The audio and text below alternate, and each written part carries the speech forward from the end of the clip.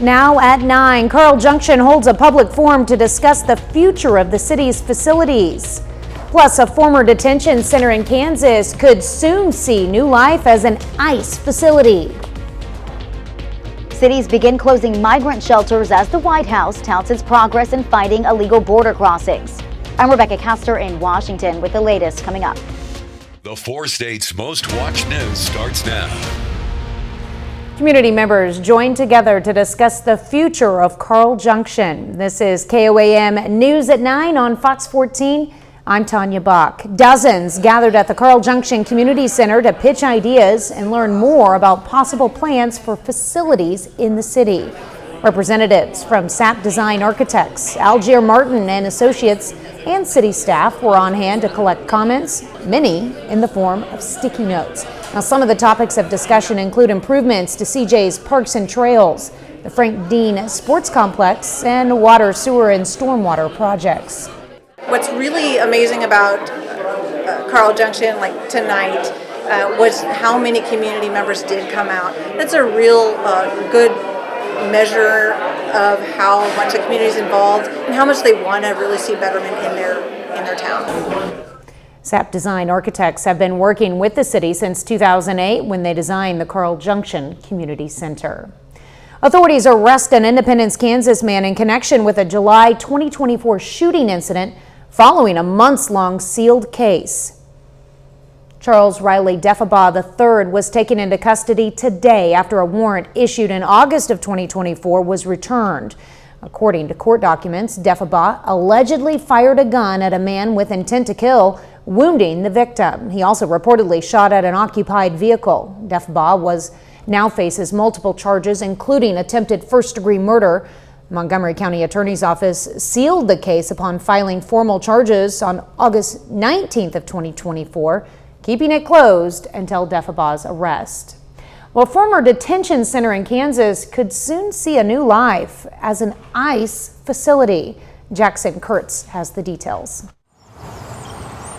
Since 2021, the former Leavenworth Detention Center has sat empty, but that could change. If the city of Leavenworth okays it, CoreCivic would possibly use the facility for ICE to house illegal immigrants or people in the process of being deported or close to it. People that would presumably come from as far as, North Dakota down through Nebraska, up from perhaps Oklahoma, the western flanks of Colorado, depending on what all facilities they have. But 1,100 beds would give them some flexibility in the center of the country. Immigration attorney Michael Sharma Crawford says CoreCivic has been working for years to make it an ICE facility. This strange visual that they think they can create of just streams of people leaving the United States. But they have to have a place to start from. They have to have a place to create that body of people. He says the site would raise many ethical and moral questions. You're literally tearing families apart. We're wasting money when it could be more efficient, when they could continue to contribute to society, and we're just throwing it away because somebody needs an enemy to hate. When contacted for comment, an ICE spokesperson said they will respond once they return to the office. Now, CoreCivic was also contacted for comment. Their response said in part their services would help solve problems in ways the government could not. Chief Meteorologist Doug Hetty joins us now with a first look at weather. Well, it turned out to be a beautiful Tuesday for us today. Record highs across the region. 76 is where we topped out. 35 is where we started. Record high was 75, set back in 1981. Well above where we should be for this time of the year. Average high is 53 degrees. In fact, we're still above our average high right now. It's 59 in Joplin. Pittsburgh is sitting at 58 degrees even. 61 Monette, 61 in Anderson. Parsons sitting at 61 degrees. We do have some clouds which are rotating through. We have a weak system which is pushing in. You can see a couple little showers north central parts of Kansas. So we could get a few sprinkles, maybe a random shower in here during the morning hours tomorrow into the early afternoon. You can see a couple little guys popping up. With this front, this will cool us down just a little bit as well. We're going to be talking about that here in just a bit. All right, thanks, Doug. A Grove, Oklahoma woman is behind bars facing charges in southwest Missouri for a fatal DWI crash on Christmas Eve. Earlier this month, the Jasper County Prosecutor's Office filed charges against Jennifer Maupin. including felony DWI, causing the death of another, and careless and imprudent driving. Maupin also faces outstanding charges in Oklahoma. The latest charges stem from a fatal crash on December 24th on Missouri 59, just south of Carthage, which took the life of a Sarcoxy man. Maupin was also injured in that crash. She was initially arrested and then released to seek medical care. Once prosecutors filed official charges, a judge issued a warrant for Maupin's arrest. Last night, Maupin was located in Marionville, Missouri, and booked into the Lawrence County Jail. McDonald County prosecutors amend charges against a former high school custodian after a camera was found in the girls' locker room. After analyzing all of the evidence from the scene and the defendant, Roger Copeland's home, prosecutors amended charges from felony sexual exploitation of a minor, felony possession of child pornography, and 1 count of felony invasion of privacy to 5 counts of Class E felony invasion of privacy. Investigators found no evidence of full nudity on the videos. Investigators also say the videos had not been transferred to any other device or posted to the internet. If found guilty, Copeland could spend time in a state prison. He would also have to register as a sex offender. Well, coming up, reeling in the big one. Time to pull out that fishing gear. I'm not even wanting that Butts Bait in Joplin. I spoke to an expert about what you'll need in order to make a successful catch. Stick around, I have the details coming up. But first, caregiving for a loved one with dementia can be emotionally and physically draining, but help is available. We'll show you where to find it. Kansans who are caregivers of a loved one with Alzheimer's or related dementia will now have access to more support thanks to a new program. KOAM's Melissa Alexis has more on how the program can help.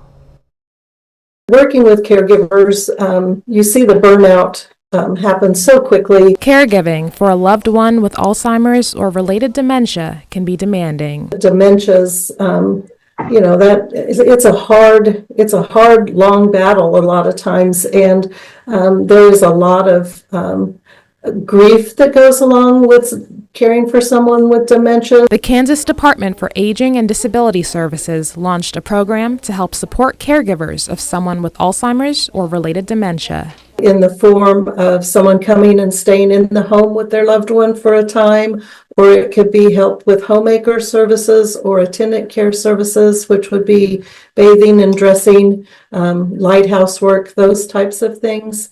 It can also be that the person may go to a facility for a short stay. According to the Kansas Department for Aging and Disability Services, 55,000 people over the age of 65 are living with Alzheimer's disease or related dementia in Kansas, and it's estimated that the number will increase by 12.7% in 2025.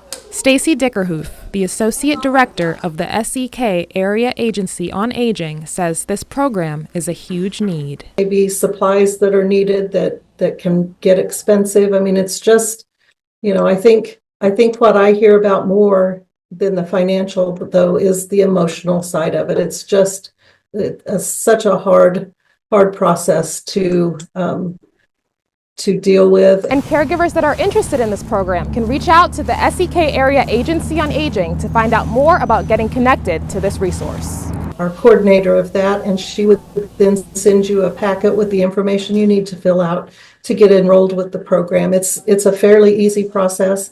We can help people and where to send them and how to get them the information they need. We have a lot of information we can give people, resources that they may not be aware of. Through the program, respite care costs of up to $1,000 can be covered. Reporting in Pittsburgh, Melissa Alexis, KOAM News. To be eligible, the caregiver must live in the same home as the care recipient, but an exception can be requested through the Kansas Department for Aging and Disability Services. Well, today, Bourbon County Emergency Services came together to support one of their own at a chili feed benefit during the Fort Scott High School basketball game.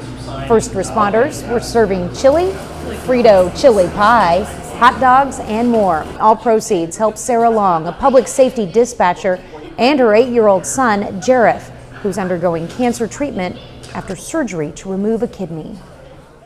It's just absolutely amazing. when my coworkers started putting this together, I had no idea they were putting it together, first of all. And they just came together so quickly, and it really makes you feel loved. Now, Jareth is being treated at Children's Mercy. On February 6th, he underwent surgery to have his right kidney removed. Well, a new study disproves the claim that more young athletes are having sudden cardiac arrest. Misinformation on social media blame the COVID vaccine for a supposed rise in sudden cardiac deaths. But research published in JAMA found not only have rates of cardiac arrest remain the same, but many of the athletes shown in social media videos died before the vaccines even existed. Well, Doug is next with a complete look at your forecast. And later, Apple announces a $500 billion U.S. investment.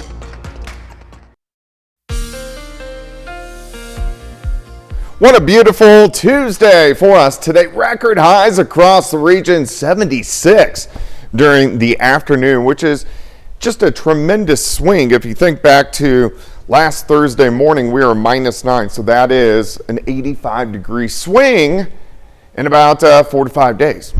Absolutely crazy. Cornell Arts and Entertainment Complex Tower Cam. We're looking downtown Joplin. Looks pretty good. Our temperature still nice outside. Still late February, which it felt like last week.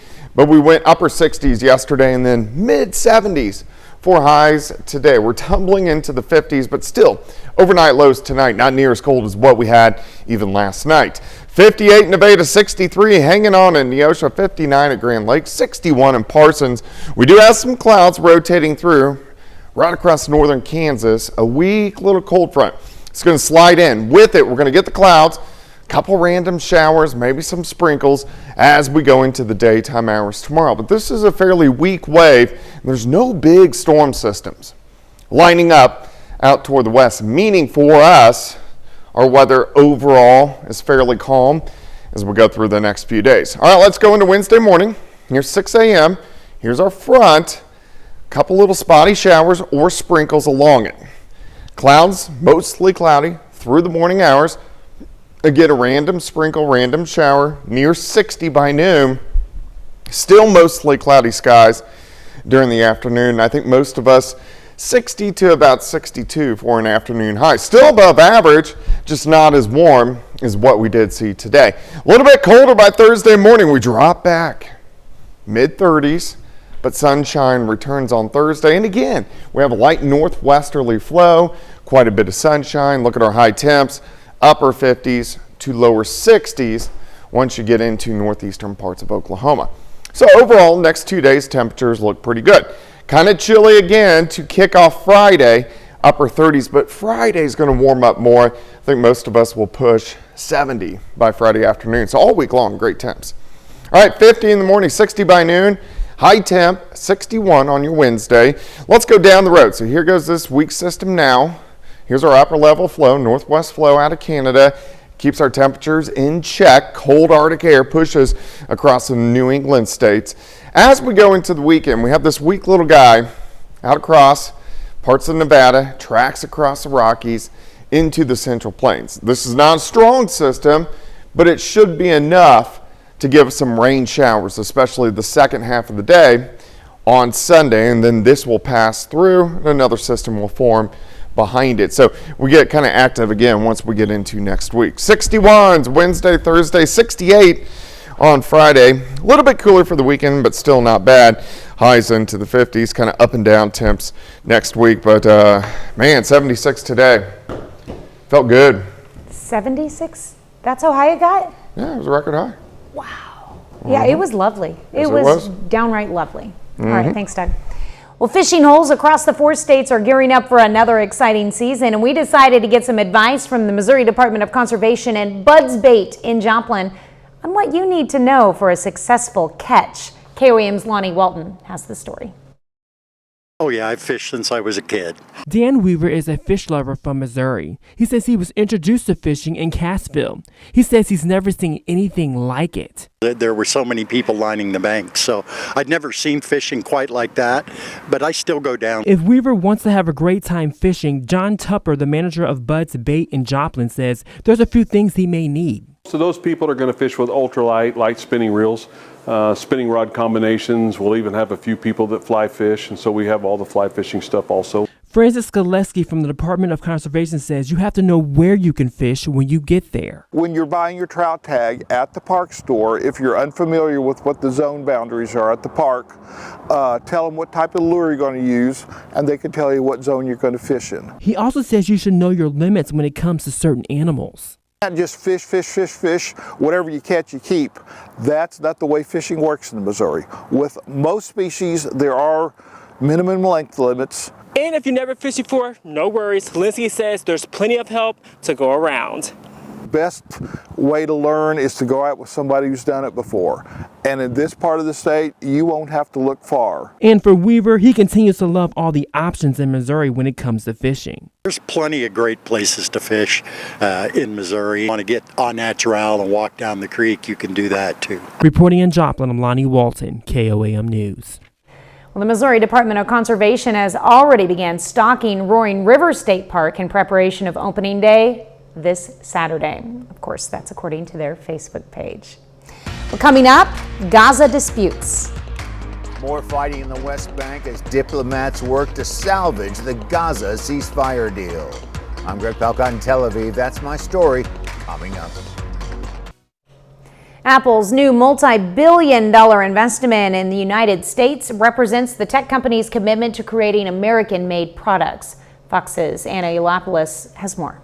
A major announcement from Apple Monday. The tech giant committed to investing more than $500 billion in the United States over the next 4 years. Apple's plans include hiring 20,000 workers, expanding data centers in multiple states, and building a new server manufacturing factory in Texas. And I like that we're having a president who knows business, who wants to engage with business leaders. In a post on X, Apple CEO Tim Cook called the corporation a, quote, proud American company. Apple's move coming just days after President Trump met with Cook at the White House. The two spoke about moving some of Apple's operations from Mexico to the U.S.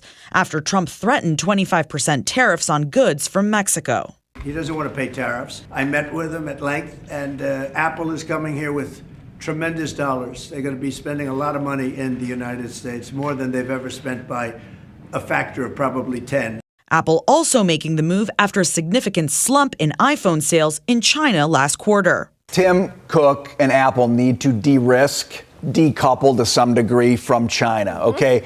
President Trump is working with the grain with him on this one. Meanwhile, earlier this month, President Trump announced a 10% tariff on all goods imported from China, where Apple builds most of its tech products.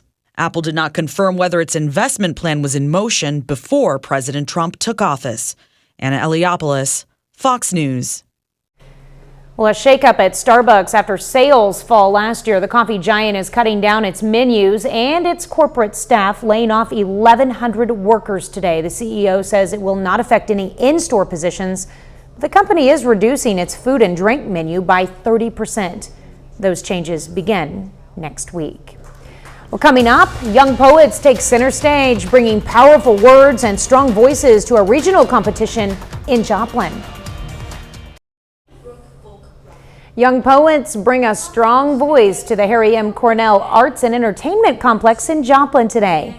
High school competitors brought their best vocal presentation to the Poetry Out Loud Regionals, a national poetry competition designed to improve public speaking skills, help build confidence, and teach the kids about literary history and contemporary life. Opportunities like this for high schoolers is just really essential to their learning of public speaking skills, confidence, and just analytical skills when it comes to, comprehension of written literature. The competition was free and open to the public. 30 more minutes of news, weather, and sports coming your way. Coming up, the Gaza ceasefire hangs in the balance as Israel escalates its offensive in the West Bank. And illegal border crossings plunge to record lows under President Trump, with migrants turning back amid a crackdown on asylum claims. You're watching the 4 States Most Watched News. This is KOAM News at 9 on Fox 14. I'm Tanya Bach. Phase 1 of Israel's ceasefire with Hamas is just days away from ending.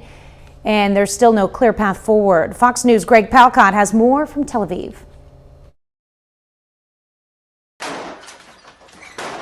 With the Gaza ceasefire on shaky ground, Israel is intensifying its new offensive in the West Bank, centered on the city of Jenin, where the fighting is escalating. Israel brought in tanks for the first time in 20 years, and more than 40,000 civilians are displaced. They've set up checkpoints, placed tanks, and stationed soldiers. Even drones are flying above the people. Meanwhile, it's still not clear if the release of 4 deceased Israeli hostages will go ahead as planned on Thursday, because of a growing dispute over the conditions of the handovers of those hostages. Israel is now delaying the release of some 600 Palestinian prisoners, claiming Hamas isn't holding up its end of the deal. Hamas has been really violently disobeying the agreement that they signed on. And another deadline is fast approaching. Phase 1 of the ceasefire is set to expire by Sunday, meaning the Israelis could resume attacking targets in Gaza.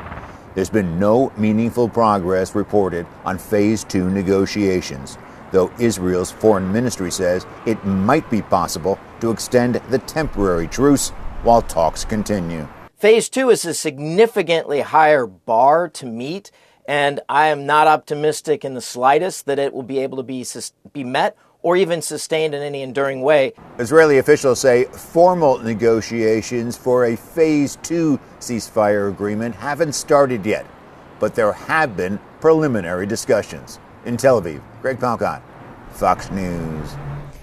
Well, frustrated former federal workers who lost their jobs due to DOGE cuts took their concerns to Senate offices today. Meanwhile, a House hearing grew heated as Democrats pushed back against the latest DOGE disruptions.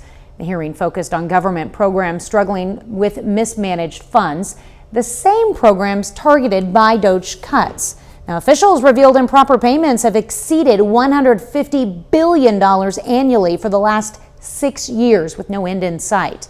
And in a major development, the White House confirmed Elon Musk will attend Trump's first cabinet meeting on Wednesday. Well, the Trump administration is touting record low illegal border crossings, leading some migrant shelters across the country to close. The crisis is far from over. Immigration agents are still conducting raids across the country and sending some of the worst offenders to Guantanamo Bay. Fox News' Rebecca Castor has more from Washington. From chaos to quiet, the scene at America's southern border looks dramatically different since President Trump took office. Illegal crossings are hitting record lows, with Border Patrol processing only 220 illegal migrants on Saturday, the lowest number of single-day encounters in 15 years. To have that kind of a drop under President Trump is because of a change of policy. It's because of telling the world to stay away. And there's evidence migrants are getting that message. The Associated Press reports migrants, mostly from Venezuela and Colombia, turned around amid the crackdown on asylum claims. Under the Trump administration, our country will not be turned into a dumping ground. From California to New York, migrant shelters are closing due to a substantial decrease in need, including the Roosevelt Hotel, the largest migrant shelter in New York City. We're able to announce the closure of this site and help even more asylum seekers take the next steps in their journeys while simultaneously saving taxpayers millions of dollars. Meanwhile, ICE continues to target criminal migrants, arresting 90 people outside Houston, Texas Monday. Migrants with violent criminal histories are being sent to Guantanamo Bay, where Defense Secretary Pete Hegseth visited today. I'm not going to be satisfied until every criminal alien gang member, every criminal alien, every trend Iowa is eradicated from this country. The Army says roughly 120 migrants sent to Gitmo have already been deported, while 17 high-threat criminals are still being held there. In Washington, Rebecca Castor, Fox News. Well, Doug is next with a complete look at your forecast. And later, a World War II veteran's memorabilia lost for decades is finally returning home.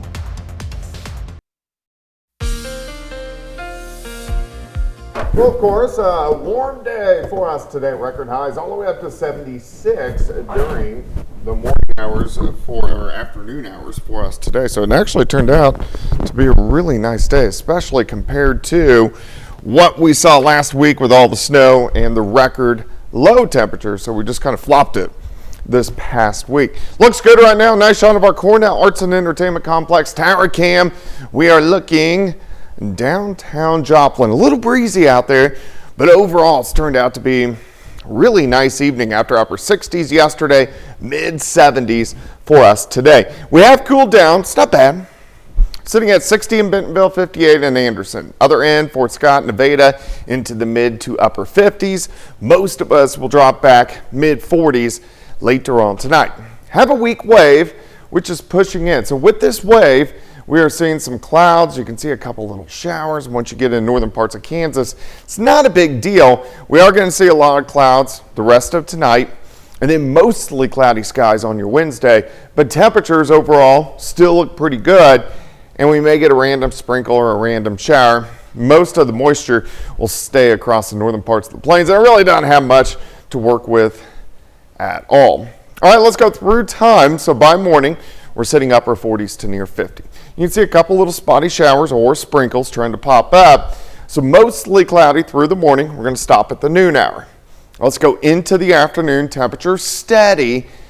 Here's 4 p.m. Most of us 60 to about 62 for an afternoon high. Clouds will start to break up tomorrow night.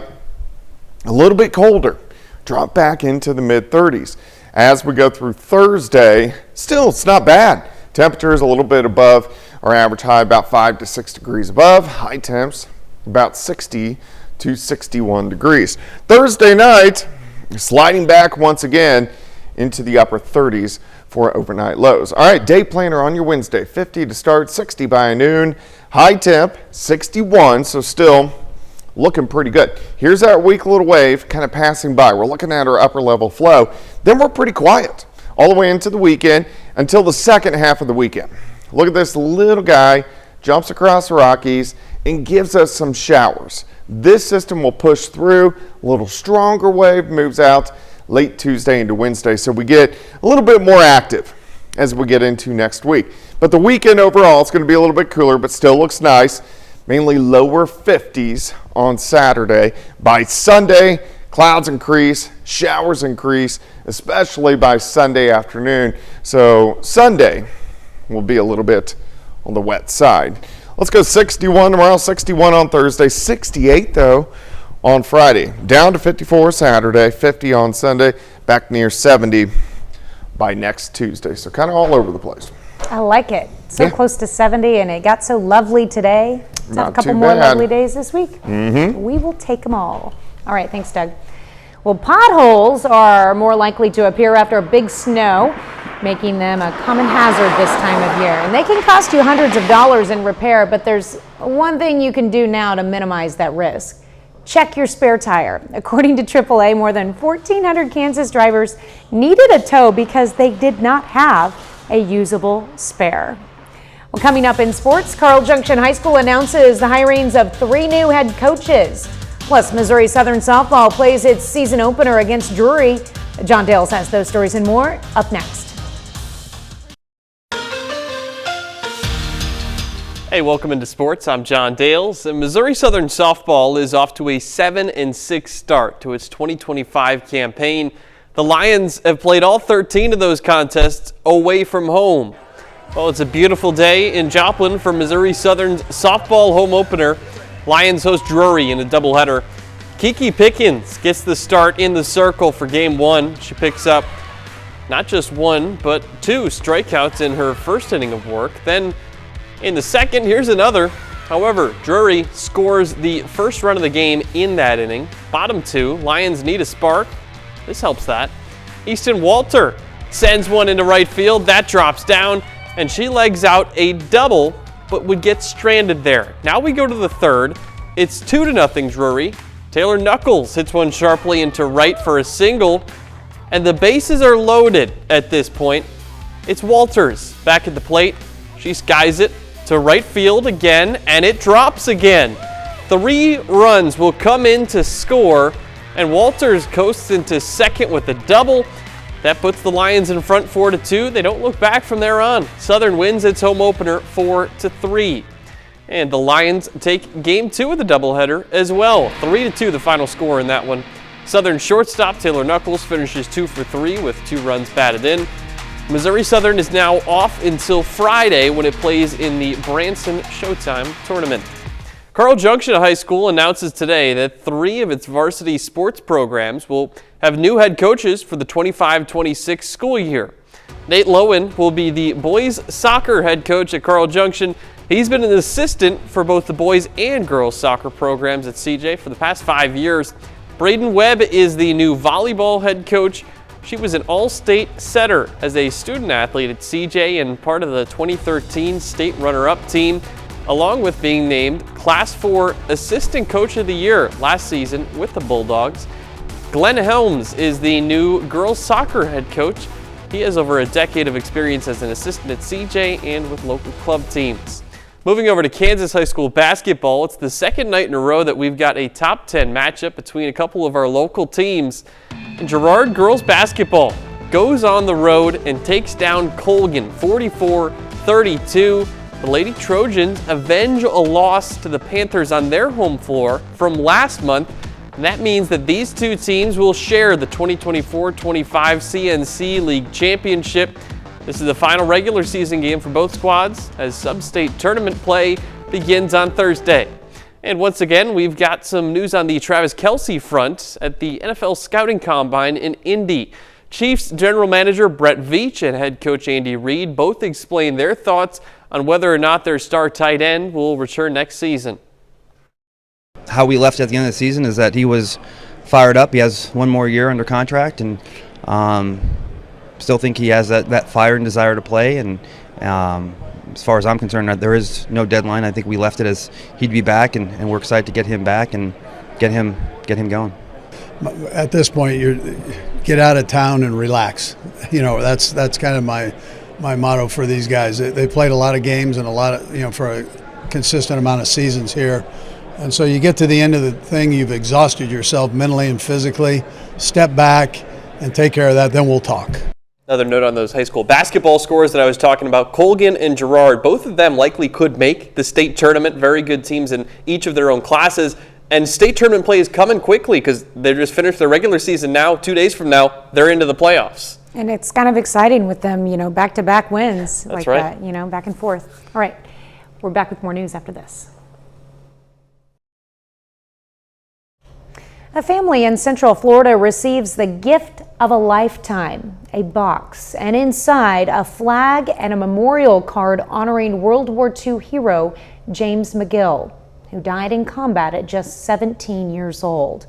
Fox's Caroline Coles reports. For nearly 8 decades, these items sat untouched, forgotten. But today, Carol McGill holds them close. It's a connection to her brother, James, who left home to serve his country decades ago and never came back. I was thrilled to death. I couldn't believe it. James McGill was just 17 when he died, fighting in World War II. For generations, his burial flag and memorial card were lost until now. You'd be thrilled to death, that. He was such a good, my father, my uncle always talked, about him being such a good kid. Yeah, I just wish my dad was here to receive the flag. The journey home for these items started months ago when Goodwill worker Gary Hughes, a veteran himself, spotted an old box among donations. You could see the writing on it. It was government writing and everything. So I pulled the smaller box out, opened it up, and then as soon as I saw the little pamphlet, little card with the information on it, I knew it was a very special, important piece of history. But finding the family took time. Jeff Biles, a territory manager at Goodwill, helped lead the search, calling police in Pawtucket, Rhode Island, the last known address on the box. Things come across Goodwill all the time that are of huge value, and a lot of times we don't even know where they came, because here you had this family heirloom that had been basically lost since this soldier died 80 years ago. And now Goodwill come across it, and then we have this opportunity to get it back to the family and make like a really happy story. McGill was just a teenager when he died in the Battle of Leyte Gulf, one of the deadliest battles of World War II. He was buried in the Philippines, but today his memory is finally home right here in Volusia County.